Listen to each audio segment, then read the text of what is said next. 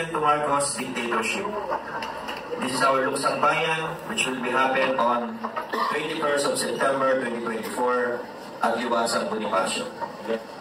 On September 21, 2024, it will be 50 years since the dictator Ferdinand Marcos Sr. declared martial law.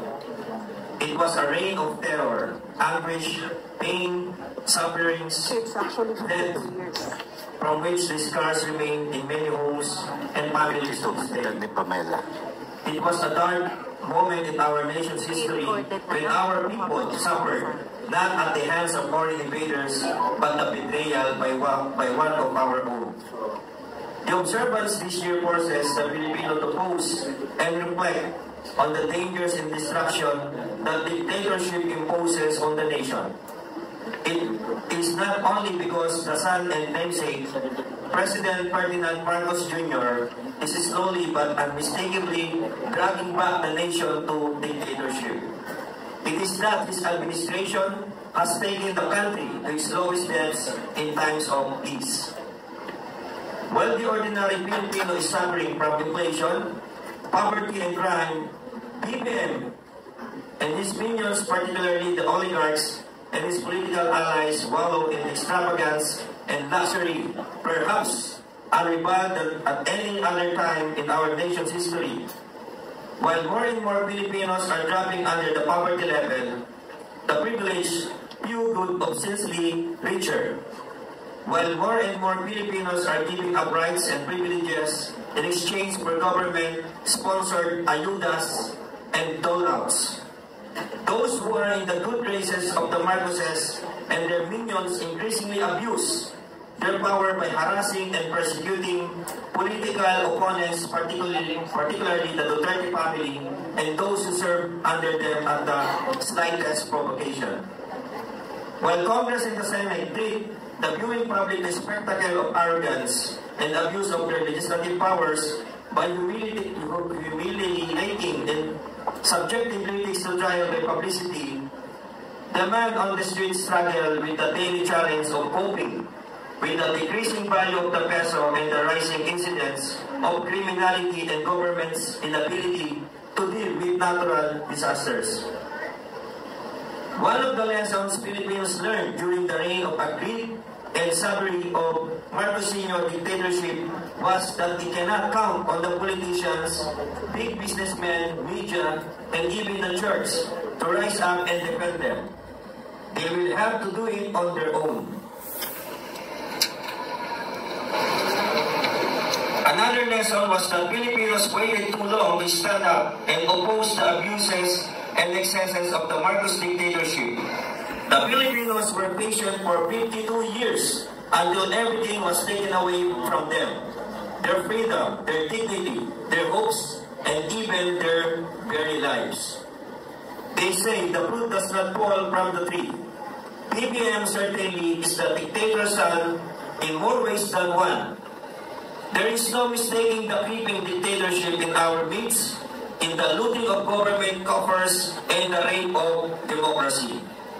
Even worse than the father, BBM has not bothered to hide his drug problem and has refused to address calls for a hair follicle drug test which his allies divert by making a public spectacle of the shameless witch hunt not only of Duterte allies but all the business rivals of their cronies.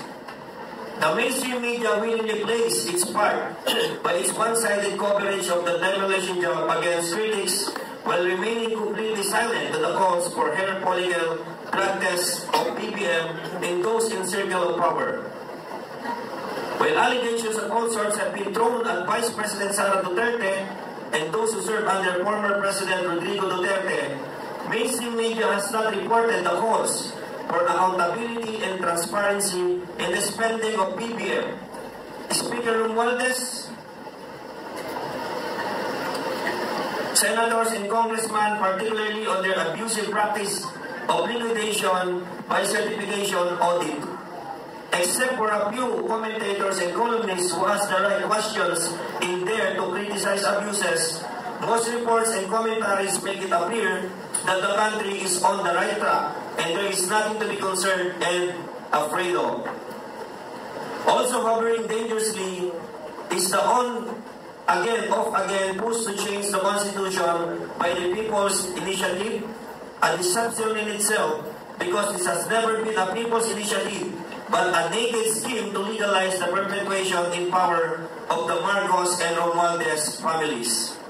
While it has been put out on hold due to the people's fierce opposition, the PI is not yet dead. It will set into motion when the people are preoccupied with other urgent concerns, not to notice it. Over and above all these threats in the unmistakable drift to war over the West Philippine Sea, a disputed body of water that millions of Filipinos will never visit in their lifetime and will not bring about a change in their lives even if the unthinkable victory happens.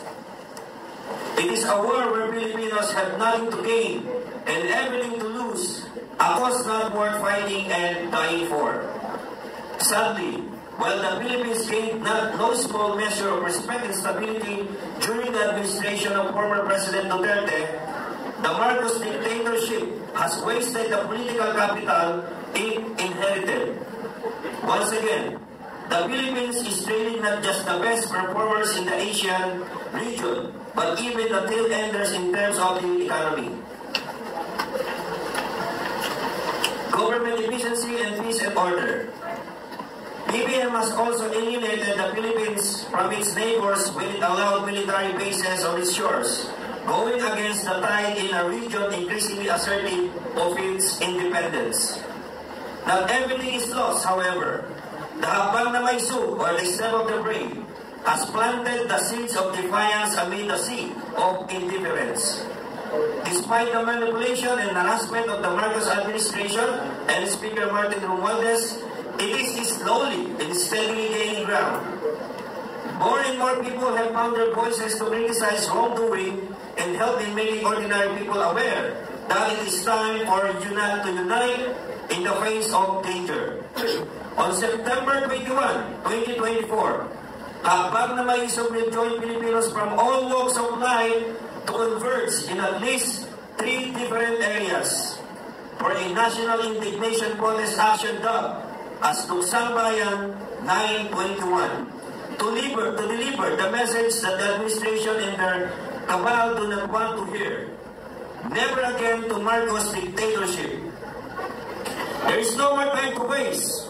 Let us not wait until there is no more food on the table.